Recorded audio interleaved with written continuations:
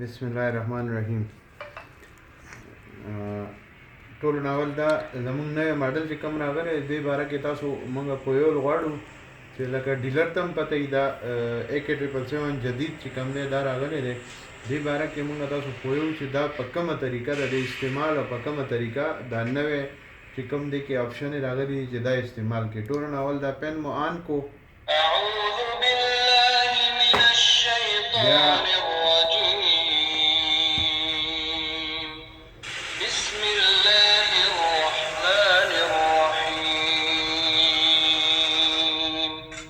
قرآن پاک چې کله تاسو دا آپشن راغلی دی کنه دا ګورئ دا شو دا اصطلاحات شو فقه او قصص الانبیاء اشخاص اقوام دی آپشن لپاره که تاسو دی باندې پویول غواړئ کنه نو ډایرکټ دا معلومات قرآن ته راشي.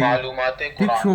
بیا دلته چې ګورئ په قرآن پاک کې هر ټکي د پاسه به یو لاین والی شوي زه تاسو ته اوس وایم کنه چې هغې لاین باندې تاسو کله کیدئ کنه نو دا به تاسو ته هغه څیز شروع کړي. حضرت نوح علیہ السلام قرآن مجید میں حضرت نوح علیہ السلام کا ذکر.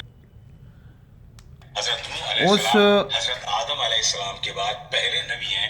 زه تاسو په دې پوهیول غواړم چې دا قصص الانبیاء چې کم دی کنه ګوره چې د دې کم کلر دی کنه او مخکې کلر کې لاین دلته والی شوی دی دا ویني دا بره دا ټیک شو دا لاین والی شوی دی په دې باندې تاسو کیدئ قصص الانبیاء به درته کوي. بیا دلته اشخاص دی ټیک شو په دې کې چې کوم دا کلر دی همدې کلر کې لاین به دلته والی شوي وي مونږ ګورو چې کوم ځای کې والی شوي هلته کیدو دا څه ګورئ دلته دی که نه دلته دی एकदम امام جس کی اقتدا کی جائے اور ٹھیک شو داسې طریقې سره به تاسو پوهیږئ چې تاسو ټول پوه شئ. قرآن مجید دا ټول لاینونه به دغه رنګ دا لاین دې ته چې ګورئ دغه رنګ لاین به د ټکي د پاسه والی شوي په هغې باندې ږدئ په هغې باندې به تاسو پوهوئ.